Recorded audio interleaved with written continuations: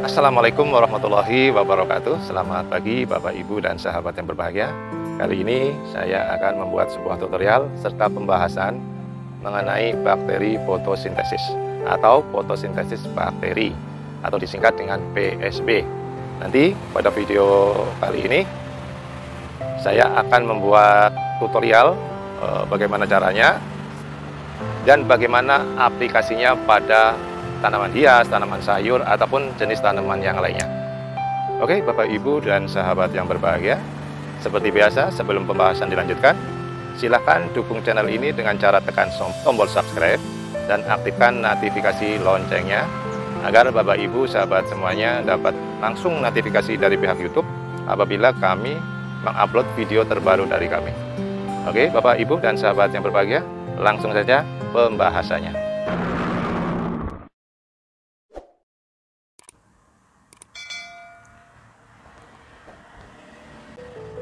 Bapak, Ibu, dan sahabat yang berbahagia, sebelum mengenal lebih jauh tentang apa itu bakteri fotosintesa, alangkah baiknya Bapak, Ibu, dan sahabat semuanya tahu lebih dahulu apa arti fotosintesis yang terjadi pada tumbuhan. Karena antara fotosintesis pada tumbuhan dan bakteri fotosintesa, keduanya saling berkaitan. Fotosintesis adalah proses tumbuhan mengubah sinar matahari menjadi makanan atau energi. Fotosintesis merupakan pembuatan makanan oleh tumbuhan hijau melalui proses biokimia pada klorofil dengan bantuan sinar matahari. Tumbuhan memerlukan sinar matahari untuk melakukan fotosintesis, sehingga kebutuhan nutrisinya terpenuhi.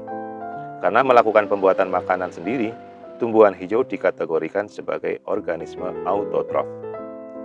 Klorofil sendiri merupakan pigmen pada tumbuhan hijau yang berfungsi menangkap sinar matahari lalu dikonversi menjadi energi kimia yang terkait dalam molekul karbohidrat.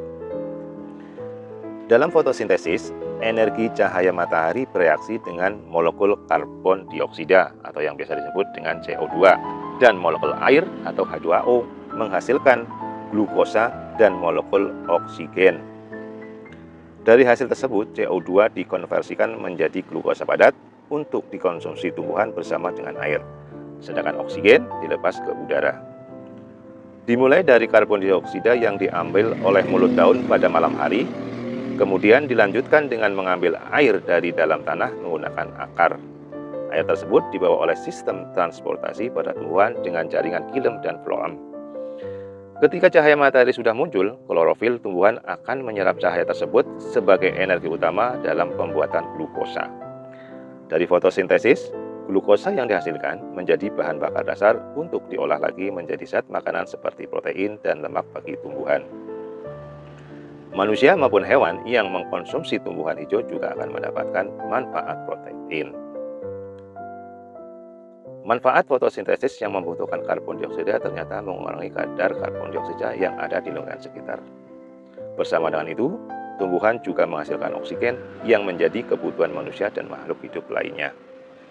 Jadi, fotosintesis peranannya sangat penting untuk tumbuhan itu sendiri dan untuk semua makhluk hidup yang ada di bumi ini. Dan selanjutnya kita masuk ke pembahasan apa yang dimaksud bakteri fotosintesa.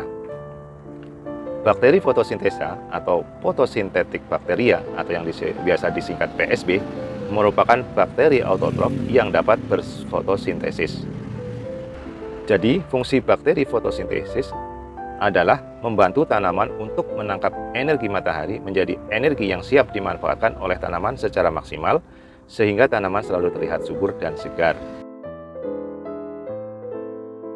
Selain itu, bakteri fotosintetik merupakan bakteri yang dapat mengubah bahan organik menjadi asam amino atau zat bioaktif dengan bantuan sinar matahari. Kemampuan bakteri melakukan kegiatan fotosintesis sehingga bakteri ini dikenal dengan sebutan bakteri fotoautotrof, yaitu bakteri yang dapat membuat makanannya sendiri dengan menggunakan energi yang berasal dari cahaya matahari melalui proses fotosintesa. Jadi penemuan dari adanya bakteri fotosintesa ini ternyata peranannya sangat penting untuk para petani sayur, petani tanaman buah, dan para pecinta tanaman hias. Dari testimoni yang banyak disampaikan para petani sayur dan buah, pemakaian PSB yang disemprotkan dan dicampur dengan pupuk daun ternyata meningkatkan hasil produksi sebanyak 50%. Adapun manfaat bakteri fotosintesa diantaranya: 1. Membantu kebutuhan nitrogen untuk segala jenis tanaman. Yang kedua, mengurangi hidrogen sulfida di dalam tanah untuk membantu akar tanaman dapat tumbuh dengan baik. Kemudian yang ketiga, membantu kemampuan tanaman untuk menyerap pupuk lebih baik. Dan yang keempat, sel bakteri fotosintetik terdiri dari sekitar 60% protein yang terdiri dari semua asam amino esensial. Ini juga mengandung vitamin dan mineral seperti B1, B2, B5, dan B12, asam folat, vitamin C, vitamin D, dan vitamin E. Yang kelima, penambahan suplemen atau nutrisi sehingga mampu mengurangi penggunaan pupuk kimia dan secara tidak langsung sangat ramah lingkungan dan bisa mengurangi biaya produksi hingga sampai 50%. Dan yang keenam, membantu menstimulasi pertumbuhan akar tanaman untuk berkembang dan bercabang dengan baik sehingga menghasilkan jumlah serat yang baik. Yang ketujuh, menstimulasi kekebalan tanaman seperti daun, bunga, buah, dan kulit kayu sehingga lebih kuat terhadap serangan hama dan penyakit.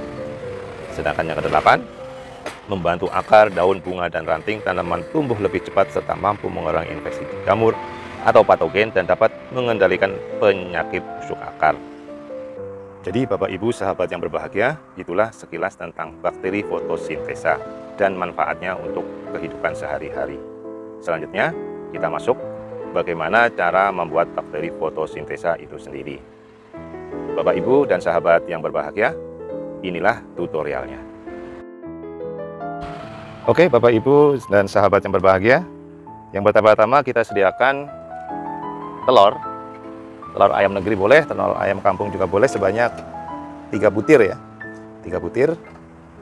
Kemudian saus ikan sebanyak 4 sendok. Kemudian MSG ya, bisa Bapak Ibu pakai Sasa ataupun Ajinomoto. Kemudian air bersih, Bapak Ibu bisa pakai air hujan, air kolam, ataupun air sumur.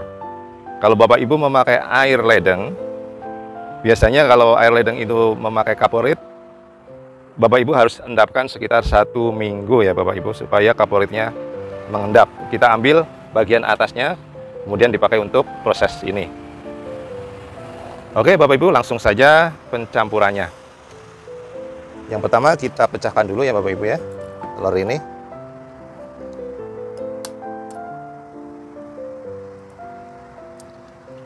Kita gunakan 3 butir ya Bapak Ibu.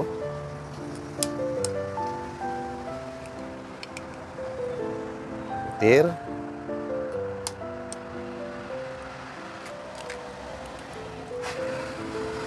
Kemudian kita kocok sampai rata ya.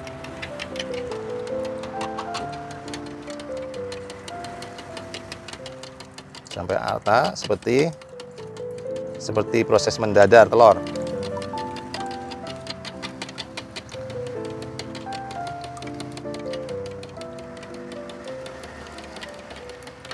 Kocok terus sampai benar-benar rata ya Bapak Ibu ya, sampai tercampur antara putih telur dan kuningnya.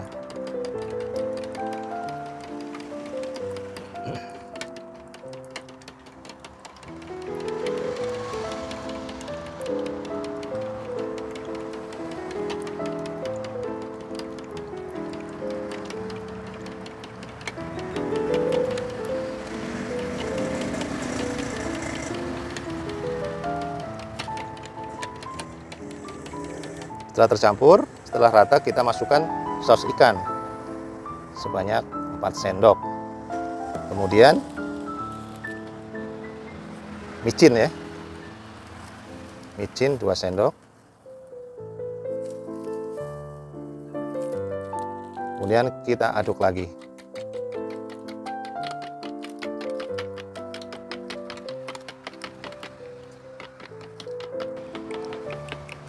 Ini harus sangat rata Bapak Ibu ya, harus benar-benar tercampur dengan merata. Nah setelah udah tercampur merata seperti ini ya, bentuknya udah seperti ini. Kemudian kita masukkan ke dalam wadah. Nah untuk wadah saya memakai galon teh mineral 5 liter ya, tapi nggak terlalu penuh. Soalnya nanti untuk mengoncok ya, karena nanti kalau udah ditaruh di sinar matahari setiap sehari itu harus dikocok. Kita masukkan.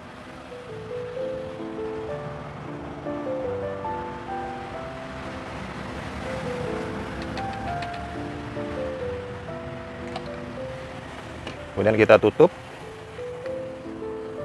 kita aduk, kita kocok sampai benar-benar tercampur.